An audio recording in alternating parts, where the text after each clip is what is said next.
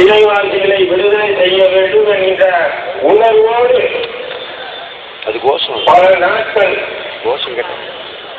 அதாவது நாங்கள் எத்தனையோ போராட்டங்களை நான் நடத்தியிருக்கின்றேன். அந்த உணர்வு அந்த சகோதரர்கள் இரவு பகல் பார்க்காமல் அந்த கோர்ஸ் ஓட்டுவதையும் பள்ளிவாசல் நின்று அந்த பெற்றோருக்கு கொடுப்பதையும் பணம் இல்லை ஒவ்வொருத்தருக்கிட்டையும் போய் 50 ரூபாய் 25 ரூபாய் வசூல் இந்த கூட்டம் இன்று கூட்டப்பட்டிருக்கிறது என்றால் நிச்சயமாக இந்த இந்திய தேசிய கட்சி என்கின்ற ஒரு அமைப்புக்கு கூடிய கூட்டம் அல்ல, சிறைவாசிகளுடைய விடுதலை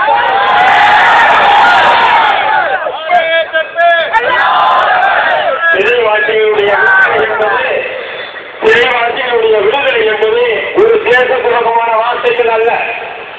இந்த சம்பவம் ஏன் நடந்தது, எனக்கு நடந்தது என்று அழகான முறையில் எனக்கு முன்னுரையாற்றிய சமூகங்கள் நிறைய பேர் சொல்லிட்டாங்க.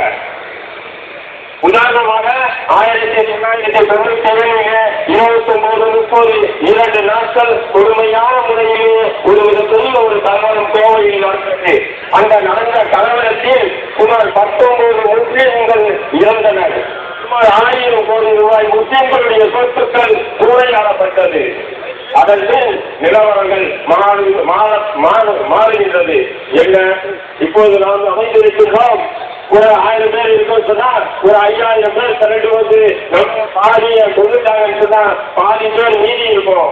அப்ப நம்ம என்ன பண்ணுவோம், எப்படி இருந்தாலும் இன்னொரு நாளைக்கு இந்த 5000 பேர் திரண்டு வந்து பாதி இருக்கக்கூடிய நம்மளையே அழிச்சிருவாங்க ஒரு உணர்வு ஒவ்வொரு மக்களுக்கு இருக்கும்.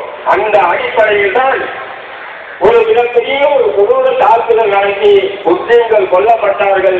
கொல்லப்பட்ட முஸ்லிம்களுக்கு இதுவரை நீதி கிடைக்கவில்லை.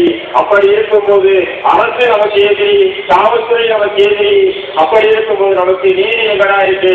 அதனால எப்படித்தான் இவர்கள் மறுபடியும் நம் மீது இதே போன்ற ஒரு தாக்குதலை நடத்துவார்கள். அதற்கு நாம் தற்காப்புக்காக நடத்த வேண்டும் என்பதற்காகத்தான் நடந்தது அந்த நவம்பர் குண்டுவெடிப்பு என்பதில் இவர்கள் மாற்று கருத்து இல்லை. காவல்களே, என்னுடைய பார்வையில் என்னுடைய சிந்தனையில் அந்த குண்டுவெடிப்பு நடந்தது சரி சரி.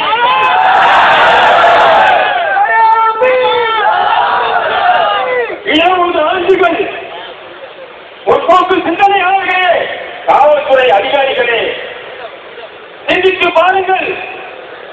20 ஆண்டுகள் ஆகிவிட்டது. 1997 19 முஸ்லிம்கள் 1000 கோடி ரூபாய் சொத்துக்கள் சூறையாடப்பட்டு 19 ஆண்டுகள் நிறைவேறிவிட்டது. இன்று வரையில் ஒரு நபரை கூட குற்றவாளி கூட்டில் நிறுத்தி தண்டிக்கவில்லை என்றால், அப்படி என்றால் எந்த நாள் நீதி இந்த நாட்டில்? அதற்காகத்தான் சொல்லுகின்றேன், அந்த நவம்பர் கலவரம் என்னுடைய நீதி கிடைக்கவில்லை என்றால் பிப்ரவரி நடந்தது உண்மை சரி சரி சரி என்பதுதான். அன்புடைய அல்லாஹ்வின் நல்லடியார்களே, இந்த கோரிக்கை போராட்டம் இருப்பது இது ஆரம்பம்தான். இன்ஷா அல்லாஹ் இது தொடரும். சிறைவாசிகள் விடுதலை ஆகும் வரை தொடரும். சாதாரணமானது அல்ல. சிறையில் இருப்பது ஒரு கொடிய நோய்க்கு, ஒரு சாதாரண நோய்க்கு ஆளாகினாலே அவன் சிறையில் இருப்பது ரொம்ப